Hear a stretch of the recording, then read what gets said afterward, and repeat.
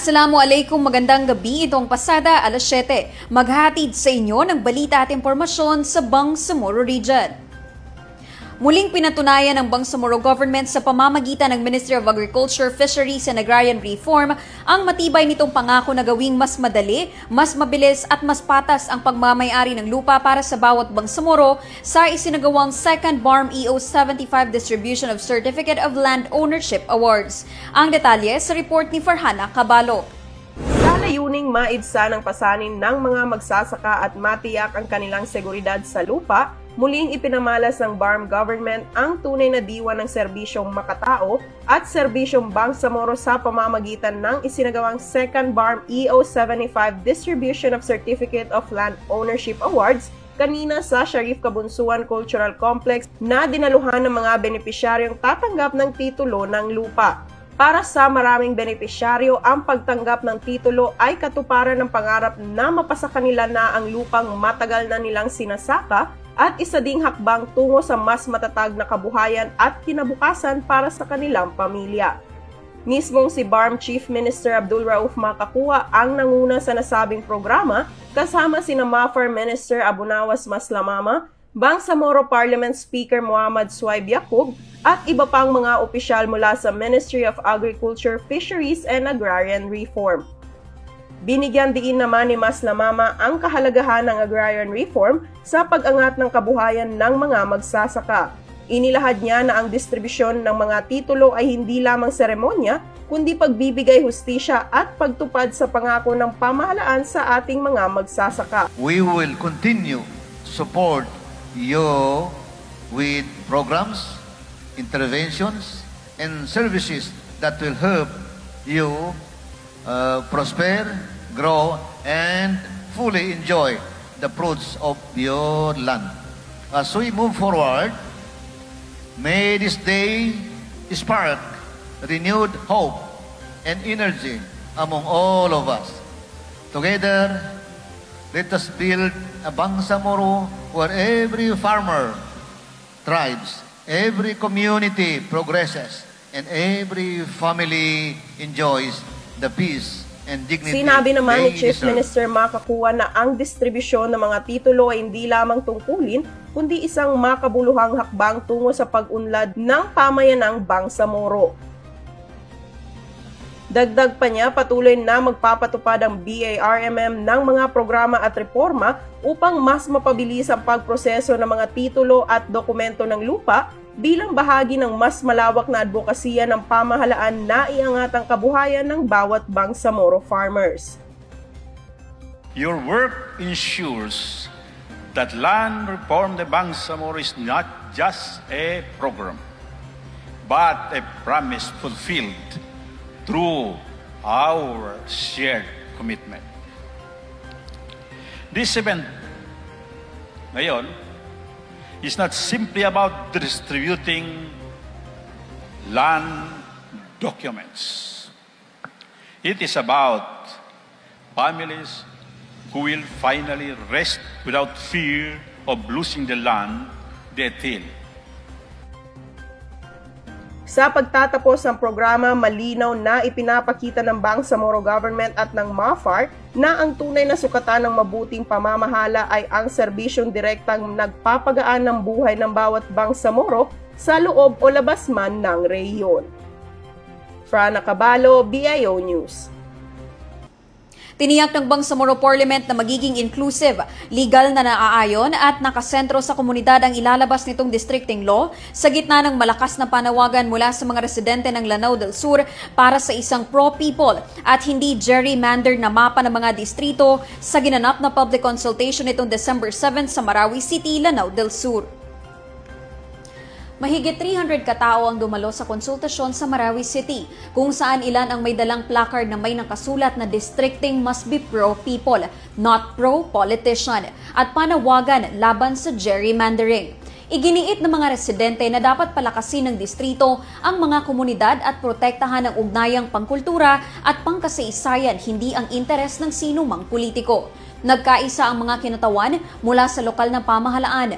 tradisyonal na lider, kababaihan at kabataan, barangay officials at civil society groups sa mensahe na hindi dapat maging kasangkapan ng politika ang batas. Taglay ng Lanao del Sur ang 1.36 milyong populasyon, ang pinakamalaki sa buong BARMM, dahilan kung bakit napakahalaga ang districting process upang matiyak ang patas ng presentasyon sa darating na regular parliamentary elections. Ayon sa Bangsamoro Electoral Code, bawat distrito ay dapat may hindi bababa sa 100,000 na populasyon at magkakaduktong hanggat maaari. Pinangunahan ni Deputy Speaker Aminuddin Sumagayan ang konsultasyon at kinilala niya ang malinaw na tinig ng publiko. Sabay diin na nakatuon ang parlamento sa paglikha ng batas na nakabatay sa katarungan at tunay na representasyon. Idinagdag pa ni Sumagayan na nakikipag-ugnayan na ang Parliament sa Kongreso upang tiyakin na nakaayon ang schedule ng eleksyon sa pagpasa ng districting law. Sinabi naman ni Bangsamoro Parliament Floor Leader at Spokesperson John Anthony Jet Lim na target ng Parliament na maipasa ang districting law bago matapos ang Desyembre at pagsamasamahin sa isang consolidated bill ang lahat ng input mula sa publiko. Kasalukuyang nasa Committee on Rules and Local Government ang 5 panukalang batas, BTA Bills numbers 403, 411, 407, 408 at 415 na pawang nagmumungkahi ng 9 na parliamentary districts para sa Lanao del Sur na nagkakaiba lamang sa paraan ng pag-aporsyon ng mga ito. Ayon sa mga mambabatas, ang mensaheng dala ng mga residente ay magiging mahalagang gabay sa pagbuo ng isa sa pinakamahalagang batas bago ang nakatakdang parliamentary election sa March 2026. Ang konsultasyon sa Marawi ay kasunod ng mga naunang pagdinig sa Tawi-Tawi at Basilan at bahagi pa ito ng serye ng regional consultations.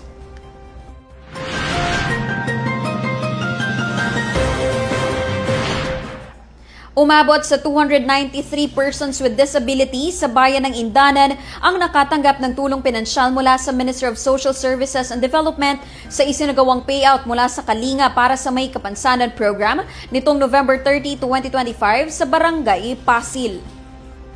Ang bawat benepisyaryo ay tumanggap ng 500 buwan ng financial subsidy na nakatutulong sa kanilang pangunahing pangangailangan tulad ng pagkain, gamot at iba pang gastusin na kinakailangan para sa kanilang kalusugan at pang-araw-araw na pamumuhay. Ang Kalinga para sa May Kapansanan Program ay isang flagship initiative ng MSSD sa ilalim ng Older Persons and Persons with Disabilities Welfare Program. Samantala, umabot naman sa 105 na miyembro ng komunidad ng mga Badyaw sa bayan ng Siyasi ang tumanggap ng 15,000 pesos seed capital bawat isa sa ilalim ng Layag Badyaw Program ng Ministry of Social Services and Development. Isinagawa ang pamamahagi mula November 26 hanggang 27, 2025 bago matanggap ang puhunan dumaan ng mga benepisyaryo sa komprehensibong training series upang masiguro na magagamit ng tama at produktibo ang ipinagkaloob na kapital. Bukod sa puhunan, tumanggap din ang bawat benepisyaryo ng kumpletong seaweed farming at fishing kits, kabilang ang storage box, ice chest, nylon, kutsilyo, lambat, rope roll, fish hooks, flashlight at straw para sa pagtali ng seaweed. Sa iba pang balita, aabot sa 217 na mangingisda mula sa bayan ng South Ubian ang tumanggap ng tulong mula sa Ministry of Social Services and Development nitong November 22 matapos maapektuhan ang kanilang kabuhayan dahil sa masamang panahon. Hindi nakapaglayag ang mga mangingisda dahil sa malakas na ulan at hangin nagdulot ng pananalasa ng Bagyong Tino at Bagyong Uwan na nagdulot ng pagkaantala sa kanilang araw-araw na kita at kabuhayan. Upang agarang maibsan ang kanilang pangangailangan, tumanggap ang bawat benepisyaryo ng welfare goods na naglalaman ng 25 kilo ng bigas, canned goods at instant coffee. Bukod sa food assistance, nagbigay din ng Rural Health Unit ng Barangay Tabawan ng libreng medical check-up at gamot bilang suporta sa kalusugan ng mga apektadong residente. Samantala, ang kanilang mga anak naman ay nakatanggap ng libreng lugaw at laruan mula sa Marine Battalion Landing Team na naghatid saya at ginhawa sa mga batang naapektuhan ng masamang panahon. Umani ng mas malakas na institutional support ang women-led peace-building efforts sa Lanao del Sur sa pamamagitan ng opisyal na paglulunsad ng Bangsamoro Women Commission ng Localized Provincial Action Plan on Women, Peace and Security 2024 to 2029 sa lungsod ng Marawi noong December 3, 2025. Sa sanib-pers ng pagtutulungan ng Provincial Government ng Lanao del Sur at Bangsamoro Women Commission, ang naturang plano ay nagsisilbing local adoption ng Bangsamoro Regional Action Plan on Women, Peace and Security na nagsasali ng mga panrehiyong pangako sa mga konkretong aksyon na iniayon sa socio-cultural context ng lalawigan. Ang Localized Action Plan ay naglalatag ng mga pangunahing estratehiya sa pagpapalawak ng pakikilahok ng mga kababaihan sa peace building, pagprotekta sa mga ito mula sa karahasan, pagpapabuti ng kanilang access sa hustisya at hanap buhay, at pagtatag ng women, peace and security at mga prinsipyo ng gender and social inclusion sa lokal na pamamahala. Sa isinagawang workshop, nagbalangkas din ng kanilang sariling Municipal Action Plan on WPS ang mga kalahok mula sa 39 municipalities ng lalawigan sa tulong ng gabay ng BWC provincial officials at WPS experts. Nasa higit 200 stakeholders kabilang ang BARMM ministries, local government, offices, civil society at community leaders ang nakibahagi sa aktibidad. Ang inisyatibong ito ay nakaangkla sa Enhanced 12-Point Priority Agenda ng Bangsamoro Government at nagsisilbing blueprint para sa multi-level at multi-stakeholder na implementasyon ng WPS Agenda at isang malaking ambag sa peace and development goals ng Bangsamoro Region. Isang 3 araw na training sa halal awareness, food safety, packaging at labeling ang pinakinabangan ng mga women enterprises mula sa Cotabato City, Maguindano del Norte at Special Geographic Area na isinagawa ng Ministry of Science and Technology sa pamamagitan ng Science and Technology Services Division nitong katuwang ang Oxfam Pilipinas, kasama ang COM at Unifil Women noong November 25 hanggang 27, 2025 sa Alnor Convention Center, Cotabato City. Layunin ng naturang pagsasanay na mabigyang suporta ang mga micro, small and medium-scale enterprises sa pagtalima sa good manufacturing practices, pagtiyak sa kaligtasan ng pagkain at pagkamit ng halal compliance sa kanilang food processing ventures. Ang mga MSMEs na nakinabang sa aktibidad ay nagmula sa munisipalidad ng Ligawasan, Tugunan, Kadayangan at Nabalawag sa SGA. Samantala, may mga kalahok ding nagmula sa lungsod ng Cotabato at Darapanan sa Sultan Kudarat. Sa kabuuan, ang mga enterprises na ito ay kabilang sa mga food processing businesses katulad ng dried fish, tinapayan, coconut oil at banana chips production. Laking pasasalamat naman ng mga benepisyaryo sa naturang inisyatiba kung saan napabuti at napalakas pa ang kanilang kaalaman at kakayanan sa pag-produce ng mga produktong nakaayon sa standard ng food production na magsisilbing mahalagang instrumento para sa pagpapalago pa ng potensyal ng kanilang negosyo sa hinaharap.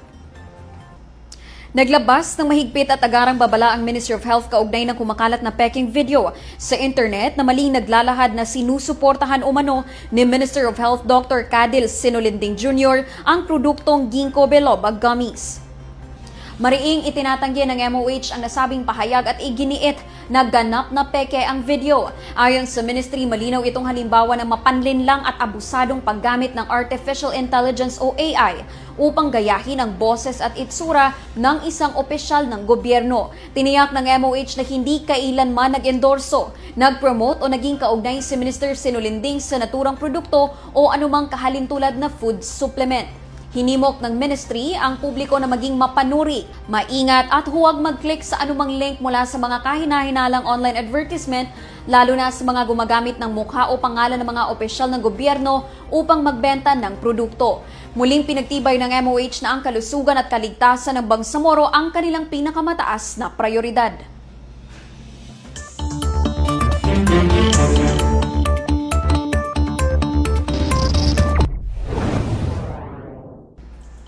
Sa ating panahon ngayon, makakaapekto ang localized thunderstorms sa iilang bahagi ng Mindanao. Sa pagtaya ng Pag-asa, magdadala ito ng mga pag-ulan, pagkidlat at pagkulog sa ilang bahagi ng Mindanao. Pinapayuhan ng mga residente, lalo na sa mga mabababang lugar at malapit sa ilog, na maging alerto sa posibleng baha at landslide. Manatiling nakaantabay sa mga paalala ng Pag-asa at Barm Ready sa ating panahon ngayon. Sundan ang Facebook pages ng Barm Ready at Barm Ready Weather Update. Makikita rin ang mga hotline numbers ng Barm Ready sa inyong screens. At yan ang mga balitang tampok sa Pasada, alas 7. Para lagi pong updated sa mga kaganapan at impormasyon sa BARMM, i-like, i-follow at i-share ang official social media accounts ng Bangsamoro Government na makikita sa inyong mga screens. Mapapanood nyo rin ang episode na ito ng Pasada, alas 7 sa YouTube page ng Bangsamoro Government. Bisitahin din ang bangsamoro.gov.ph. Ako po si Yana Sunday ng Bangsamoro Information Office, naghahatid balita sa ngalan ng serbisyo publiko at moral governance. Maraming salamat po at pagpalain ang Bangsamoro.